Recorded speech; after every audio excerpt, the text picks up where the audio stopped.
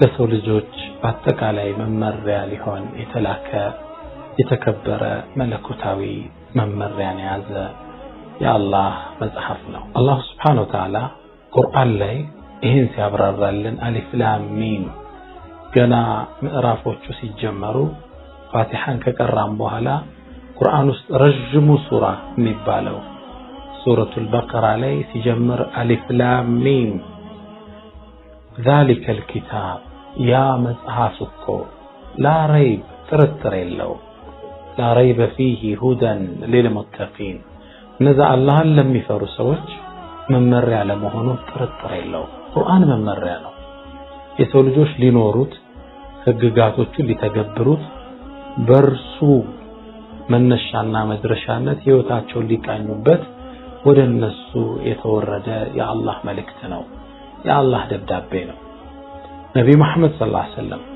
ቁርአንን ኑረውት አስተምረውት አልፈዋል እናታችን አይሻ አላህ ስራዋን ይወደድላትና እናታችን አይሻ ስትጠየቅ ስለ ነብዩ መሐመድ ሰለላሁ ዐለይሂ ወሰለም የነብዩን ስነ ምግባር ንገሪን አخلاቃቸውን ሲባል كان خلقه القرآن የርሳቸው ስነ ምግባር ቁርአን ነበር ምን ማለት ነው ቁርአን ነበር የቁርአን ትእዛዛትን በስርዓት ይተገብራሉ ቁርአንን ይኖሩት ነበር ትእዛዛቱን በመፈጸም ክልክላቶቹን በመታቀብ ቁርአንን የሚኖሩ ነበሩ በፍትህ ይፈርዳሉ ቁርአን በፍትህ ስለሚያዝ የሰውን ሐቅ አይነኩም ቁርአን እሱ ስለሚከለክል አላህ ውሸታሞችን አይወድም ስለዚህ እሳቸው አይዋሹም ቁርአን የህይወታቸው ሙሉ የተቃኘበት መመሪያ ነበር وكذلك اصحاب በቁርአን የኮተኮቷቸው የነርሳቸው ተማሪዎች ሰሃቦቹ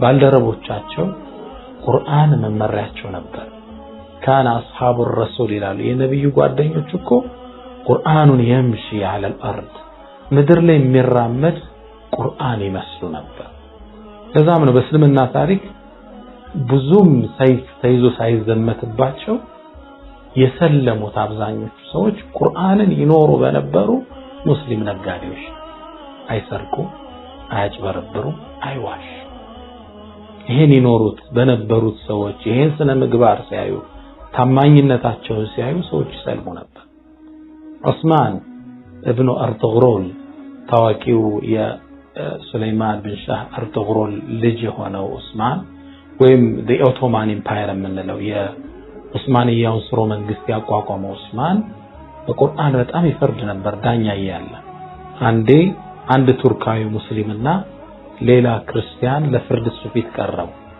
ባለሐቁ ክርስቲያኑ ነበርና ንጉሱ ደግሞ ዳኛም ንጉስ ነው የነበረ ያኔ ዑስማን ነው ያኔ ፍርዱ ላይ ለክርስቲያኖቻቸው ፈረዱ ሲፈርዱ ተገረመ ንጉስ ነው ትርሶ በጣም የተከበሩ ናቸው በዚህ ላይ ዳኛ ነው ለአገሮ ልጅ ለወንዞ ልጅ ለሙስሊሙ ይፈርዳሉ እንዴት ለኔ ይፈረዱ አላቸው ምክንያቱም ባለሐቁ አንተ ነህ አላህ ደግሞ አይደለም በሰው ላይ በነፍሶቻችን ላይ እንኳን ቁርአን ውስጥ ሐቅን እንድንመሰክር በራሳችን ላይ እውነትን እንድንዳይ አላህ አዘዘናል ስለዚህ ባለመብት አንተ ነህ ላንተ ይገባል አለ ግለሰቡ እስልምናን ከርሳቸው ተቀበለ ቁርአን ይኖሩት ነበር ቀደምቶች ቁርአንን ይራመዱት ነበር ቁርአን አخلاቃቸው ነበር ማለት ቁርአን የህይወታቸው መመሪያ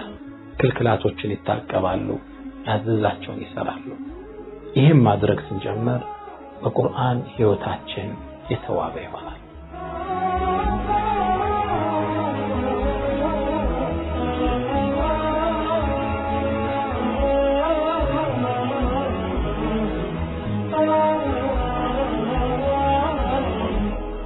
ቁርአን የህይወታችን መመሪያ ነው የህይወት አጋራችን አድርገነው ልንቀጥለው የሚገባ ነው ቁርአን በዘመናዊ አገላለጽ የህይወት ማኑዋል ነው ሁሉም ዕቃ ማኑዋል አለው ሞባይል እንኳን ስንገዛ እንዴት እንደምንጠቀመው እንዴት እንደምንከፍተው ቻርጅ ሳናደርግ ሳይሞላ መክፈት እንደሌለብን መመሪያ ሰጥተናል ቴሌቪዥንም ስንገባ በተመሳሳይ ሁኔታ ኤሌክትሮኒክስ ዕቃዎችን ስንገዛ እንዴት እንሰካዋለን ምን ያህል ቮልት ወዳለው ኤሌክትሪክ ነው መሰካት ያለብን ለፀሐይ ይጋለጣል ወይ አይጋለጥም ወይ ሁሉም ማኑዋል አለ። ሌላው ቀርቶ ለመድኃኒትነት የምንጠቀማቸው ኪኒኖች ሽሩፖች ስንገዛ ከውስጥ ብዙ ወረቀቶች እናገኛለን። መመሪያ ነው። እንዲያድርገው ጠጣው፣ እንዲያድርገው ተጠቀመው፣ ፀሐይ ላይ አታድርገው ወይ ፍሪጅ ላይ አድርገው መመሪያዎች አሉ። ታዲያ አላህ የሰው ልጅ ሲፈጥር ያለ ማኑዋል አልፈጠረው። ፈጥሮ መሬት ላይ አልተው። ህይወቱን የሚመራበት አካሄዱን የሚቃኝበት እሴቶችን የሚያወጣበት ቁርአንን ሰጠዋል። አንድ ትልቅ ዓሊም ምን ይላሉ? ሁሉም ነገር ማኑዋሉ የሚሰፋው በኮምፕሊኬትድ በመሆኑ መጠን ነው። ለምሳሌ ሞባይልን ለመስራት የምንጠቀመው ማኑዋሉ የተወሰነ ነው። ላፕቶፕ ስንል ከፍ ይላል። አውሮፕላን ስንል ደግሞ በጣም ኮምፕሊኬትድ ነው። ከሁሉም ነገር ደግሞ በላይ ኮምፕሊኬትድ የሆነው የሰው ልጅ ነው። አውሮፕላንን የፈጠረው፣ ሮኬቶችን ያስወነጨፈው፣ ጨረቃ ላይ ሄዶ ያረፈው የሰው ልጅ ነው። ለዚህ ሰው ልጅ ደግሞ ማኑዋል ያስፈልገዋል። ቁርአንን አላህ ይሄ ማኑዋል ወደ ህይወታችን ካመጣ ነው ሽፋኡን ሊማ ፊ ሱዱር። በተለይ አሁን ዓለማችን ያለበት ውጥንቅጥ፣ የህይወቱ ጣውረድ፣ ሰው በህይወቱ ደስታን የማጣት ጭንቀት መፍትሄው ቁርአን መሆኑን አላህ ነግሮናል። ጭንቀት ያለው ከውስጥ ነው። የውስጥ መፍትሄ ደግሞ ያለው ቁርአን ውስጥ ነው። ሽፋኡን ሊማ ፊ ሱዱር። ቁርአን ውስጥ ላለ ህመም መድኃኒት ነው፣ ህክምና ነው። ታዲያ ይሄ ታላቅ ቁርአን ሁሌም ልናስተነትነው፣ ልንቀራው፣ ልንኖረው ተገቢ ነው። በተለይ ቁርአንን ማስተንተን፣ ቁርአንን ከልብ መመልከት የሚሰጠን ትርጉምና ጥፍጥና አለ። የቁርአንን ትክክለኛ ውበት የምናገኘው ቁርአንን ማስተንተን በቻልንበት መጠን ነው። አንዴም እንደተከሰተ ልንገራችሁ። ቁርአን ምን ያህል ሰዎችን የመማረክ ያስተነትኑት ሰዎችን የመቆጣጠር አቅሙን ይገልጽላችኋል። ነብዩ መሐመድ ሰለላሁ ዐለይሂ ወሰለም ተልኳቸውን ተቀብለው ዳዕዋቸውን ማስተላለፍ ለሰው ልጅ ጀመሩ። ተቃዋሚም ደጋፊም ተፈጠረ። ተቃዋሚያቸው በዝቶ ነበር። በተለይ ደግሞ ወጣቱ ማህበረሰብ ወደ እርሳቸው ሲሳብ ያኔ የመካ ገዢዎቹ ባላባቶቹ ንቀት ተሰማቸው። ይዘውት የነበረን ነገር ያጡ እንደሆነ ተሰማቸው። ከነርሱ ውስጥ አንዱ ረሱላህ ሰለላሁ ዐለይሂ ወሰለም ማታ ላይ ምሽት ላይ ቆመው ከአባ አካባቢ እየሰገዱ እንደሚቀሩ ስላወቀ እርሳቸውን ለምን ገድዬ አንገላገልም ከዚህ ጭንቀት ረብሻ ብሎ መጣ። ተጠጋ። ረሱላህ ሰለላሁ ዐለይሂ ወሰለም መካ ላይ ሐረም ፊት ለፊት ቆመው ከአባ ፊት ለፊት ቁርአን ይቀራሉ። በተመስጦ ይቀራሉ። እየቀሩ ያለ እሱ ደረሰ፣ ሰማቸው፣ ድምጻቸው ሳበው። የሚያነቡት ነገር አረበኛ ስለሆነ እሱም አረብ ስለሆነ ይሰማቸው ነበር። በተመስጦ ሲሰማቸው ቆየና ከዛም አንዲት ቃል ተናገረ። በእነሱ ዘመን በአረቦቹ ዘመን ገጣሚዎች ይታወቃሉ። ግጥሞቻቸው በጣም ይማርክ ነበር። ረሱልም ሰለላሁ ዐለይሂ ወሰለም አንድ ቦታ ላይ ወኢነ ሚነል በያን ለሲሕር ያሉበት አጋጣሚ አለ። ጣፋጭ ግጥም ሲሰሙ ቆይተው ከንግግርም ለካ ልቦናን የሚቆጣጠር ሲሕርን ይመስላል ያሉበት አጋጣሚ አለ። እርሱም እንደዛው መስሎት ምን አለ? እቺን ቃል ተናገረ። وهذا شاعر ይልክ ገጣሚ ነው፣ ሰዎች ልቦና ይቆጣጠራል ሲል ረሱል ሰለላሁ ዐለይሂ ወሰለም አጋጣሚ ቁርአኑን እየቀሩ ሱረቱል ሐቅን እየቀሩ እዚች አንቀጽ ላይ ደርሰው ነበር። وما هو بقول شاعر قليلا ما تؤمنون። አሁን እስካሁን ሲነበብ የቆየው የገጣሚ ንግግር አይደለም፣ ትንሽ ማታምኑ ሚሊዮን አንቀጽ ቀሩ። እዛው ላይ ደረሰ። ልክ እሱ ይሄን ሲል እርሳቸው ይሄን አነበቡ፣ ሰምተውት አልነበረም። ከዛ እሱም ተደናገጠን። አሃ ለካ ገጣሚ አይደሉም፣ ደጋሚ ናቸው፣ ካህን ናቸው። ስለዚህ ውስጤን አውቆት ወካሂኑን ዓሊመ ማ ፊ ነፍሲ ያለ ወዲያውም ረሱል አስከትሎችን አንቀጽ ቀሩ። ወላ በቀውል ካህን የደጋሚም ንግግር አይደለም። ቀሊለን ማ ተዘከሩ ትንሽ እንኳን አታስተነትኑም አትገሰጹ። ታዲያ ማን ነው?